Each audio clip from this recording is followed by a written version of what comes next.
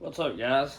What I have here is a Husqvarna 466. It's the old 46 460 clone, and as you can tell, it's been running quite a bit. It's a stock saw, straight from Farmer Tech. It's it's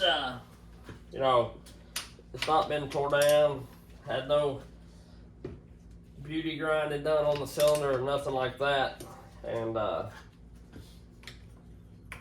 think this saw, even if you ordered on eBay, I think it was less than 300 bucks.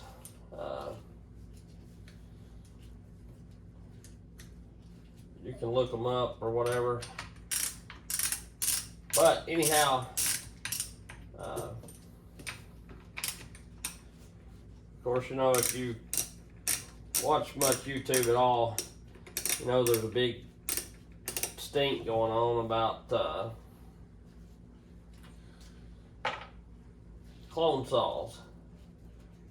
And I don't have a dog in the race, so to speak, really. Other than, to me, I think Farmer Tech Husqvarna is pretty well putting out some of the best clone saws. Now, are they always? Is everything always perfect on them? Probably not. And even, I do tree work some, and do a little bit of light logging, hence the channel's backyard logging, because typically I don't never log hundreds of acres or nothing like that. Got no lies to tell, but I'll go in and cut a stand of trees, a couple acres, 20, 30, 40 trees, something like that sometimes. And I do tree work or and sell firewood or just do whatever to make a little money with a saw, clean up, storm clean up. And while these are fairly decent saws, and one could use them as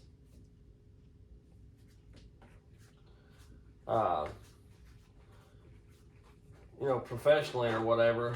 Would I use one of these professionally all day long? Yeah, probably, if some of the parts, some of the notable parts was changed out. And I'm not saying you can't. Most definitely, if you wanted to, you could use them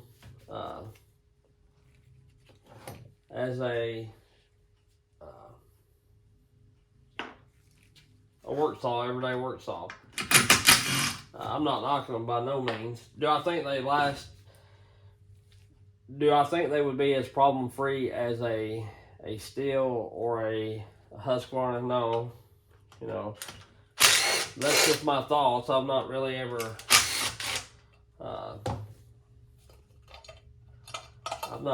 took one to the extreme and just used it over and over and over again. I have quite a few saws, but I have put quite a bit of time on this saw, and it has been a good saw so far. It's not had any problems. Well, I take that back. I had to fix the oiler. But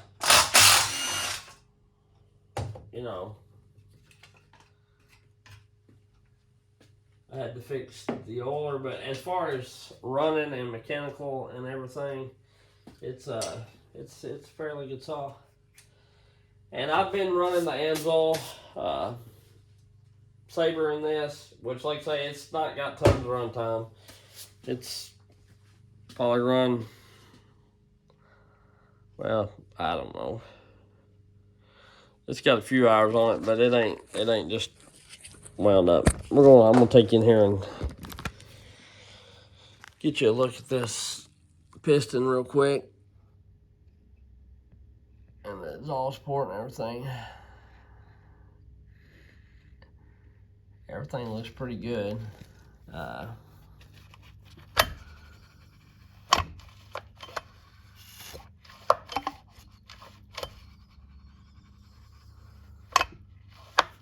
There's a little line there, but I don't know what that is. I don't know if that's just the oil.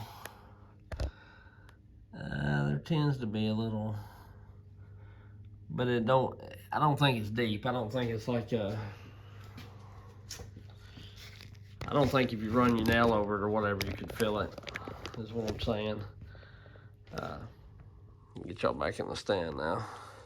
But anyway, I want to break this down and show you, you know, that, put my phone back up, it's about dead. I want to show that these saws are fairly decent. Quite a bit better than some of the other things that I've been seeing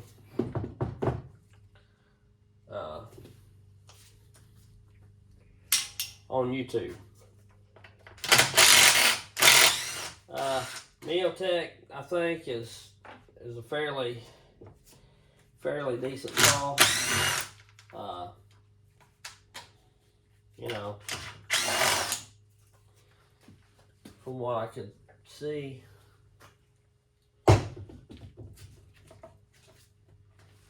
No, that's got another screw in it. I just don't know where. It shows you how much I took this apart, right? Or took the steel apart. An old school steel, rather. Yeah, we're at. Yeah.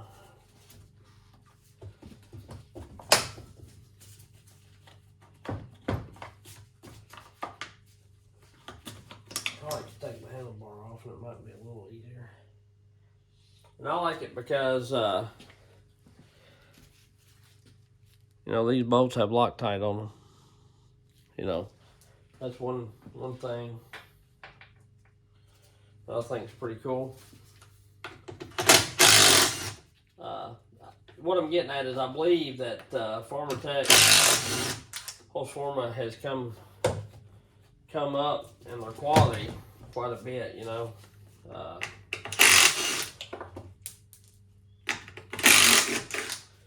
I believe they have, honestly.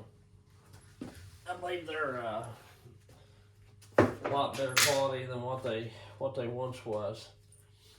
You know, and then even there's a lot of people that's got some older ones that's still running really good. Brian Two Bears, he's got one that was a kit saw.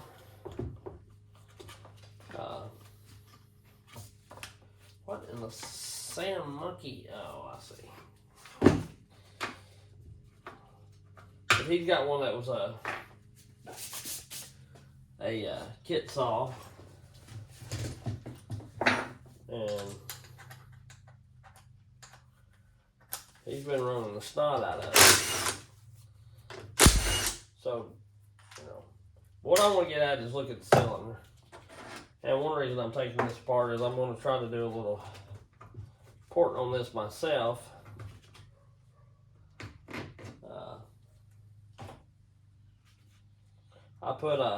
I did put a OEM carb on this just because the other carb did its thing. I just feel like sometimes these clone saw carbs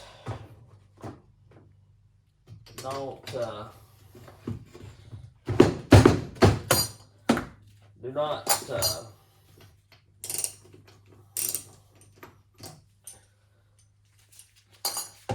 let the saw run to its full advantage, and that's just me, really. You know, I've had some, and you can see it's been running pretty good.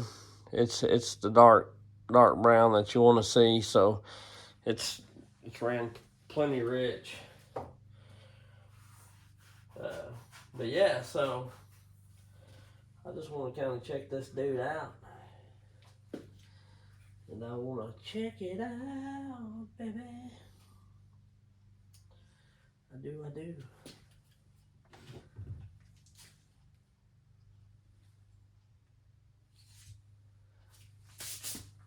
Yeah, I'm not no master fast saw mechanic, rather, I guess you could say, like somebody that's gonna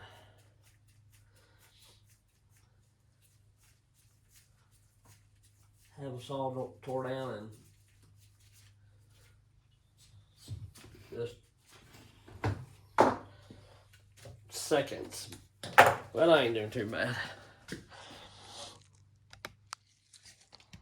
There ain't really nothing to it. Just remember where everything goes back. And I've got ring squeezers or whatever, but I don't typically use them.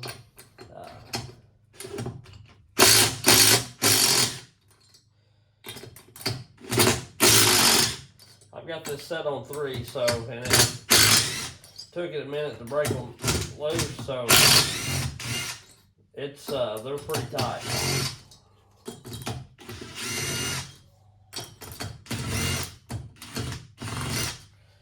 That's why I told you that. It ain't no 2-finger deal like I seen on the other review. And like I said, I'm just doing this to give a little different aspect here. Can I get that boot off now? I reckon. Oh yeah. I want to try to get the boot off so I just want to pull the cylinder up for right now, and I'll get that boot off later. Oh, there she is. Get these cylinder bolts out of here. Or screws, whatever you want to call them. And then we're going to check this dude out. It, from what I can see so far, it looks pretty good. Looks pretty good. Oh my. Oh my. Oh hell yes. Gotta put on that party dress. Tom Petty for you. Alright, so here we go. Got her down to where y'all can see her fairly quick, I feel like. Ain't doing a lot of jawing about it. More be about it than talk about it kind of person. Although I do like to talk and ramble. So, alright, so here's the intake. And this is straight from Farmer Tech. You know, there's not been any work done this saw. This saw is stock, and we'll look at the piston here in a minute, and the internals there. I'll get you understand. Right now, we're gonna look at the cylinder. So this is the cylinder. You know, it's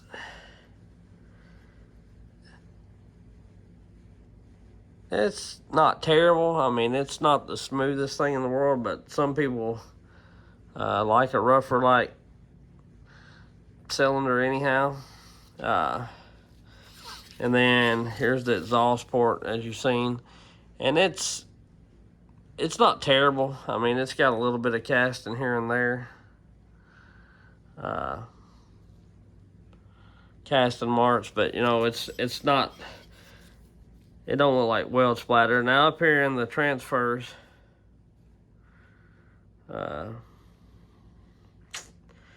it is a little rough here and there. Just a little, you know, it's not perfect by no means. It could use some attention, which, well, I have took OEM stuff apart before. I do have some OEM cylinders from Husky, I think, and I'll go grab one of them in a minute. But right there you can see just a little bit of splatter. And then right there is just a little rough. But, you know, it works. To me, it could have been chamfered just a little bit more. I want to feel the exhaust on the inside. Here's what the cylinder looks like inside. I want to see if there's anything in here that could be causing that little bitty, that line. I see a chunk of, still got all the cross hatching in it. And whatever, however you call it. And there's the top of it. I mean, all in all, it ain't bad. Like I say, the saw ain't been run a lot. And I've been running that, you see that oil up there? I've been running the Amsoil Sabre. That's pretty much all this saw's ever had ran in it, other than maybe just a little bit of the at 40 to 1. That's Amsoil Sabre at 40 to 1. And it's it may have a little bit of the Maxima K2 running, the synthetic Maxima. You know, a lot of people run the ester, I think. It's what it's called, the castor oil or whatever, the 927. I think Aaron A. Lynch runs some of that. But yeah, this thing it ain't hideous. I mean, it's not as bad as the other one. And the chamfering, this upper transfer looks a little worse than the other side. But it wouldn't take you long to smooth that out, you know, to take care of that rather, and get it to doing right. So yeah, I may do a little cleaning on this and stuff. As far as on the exhaust port, I don't feel anything that could possibly, you know, be rubbing that piston. And we'll take a closer look at that right now. So the cylinder, there's the cylinder. It's you know, it just is what it is.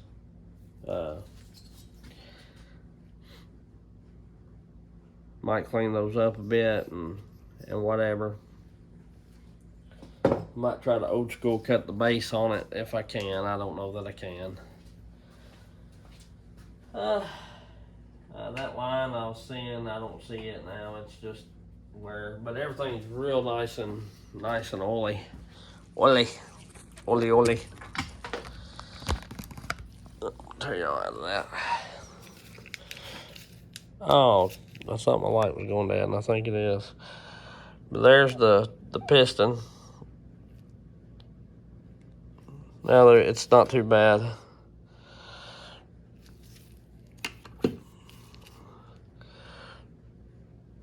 And you can see all the oil down in there. There's quite a bit of oil residue left on everything down in the cases and everything. Take that base gasket off there. We're gonna get rid of that dude if I can get it off there. I'll have to blow all that crap out, sorry. I don't know if I can roll that thing. Or y'all can see any other side of it or not. No, that ain't no better. Sorry. But yeah, I mean, it all looks fairly good to me. I mean, the saw runs pretty decent. There's the impulse line there.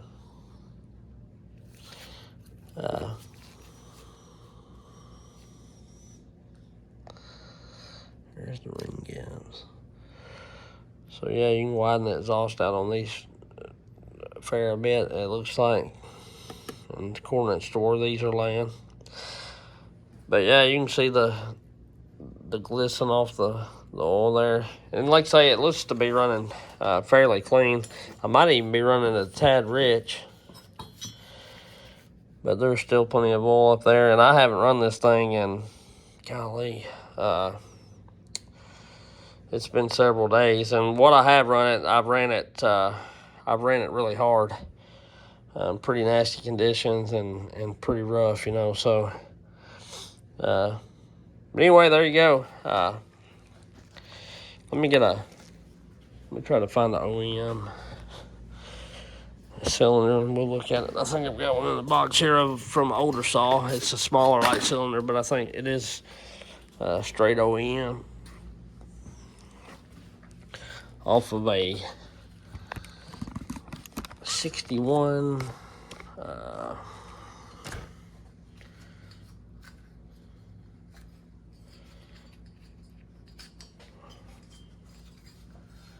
Rancher.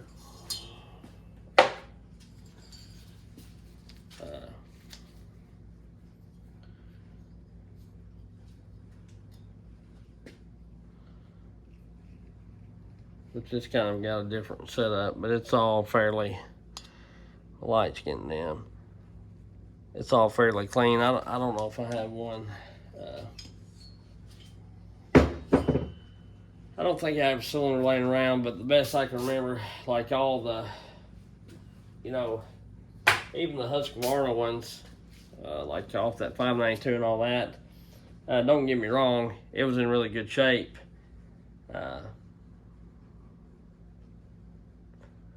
But I don't, you know, to say it was probably perfect, you know, with not a little bit of casting here and there, I'd probably be fibbing a bit, you know. So, anyhow, that's what you got. That's what it is. And we'll catch y'all later. Have a good one. I just wanted to show this. This comes straight from Farmer Tech, pre-assembled from Farmer Tech. Hosforma or whatever. And that's the stuff they put when nobody's looking, you know.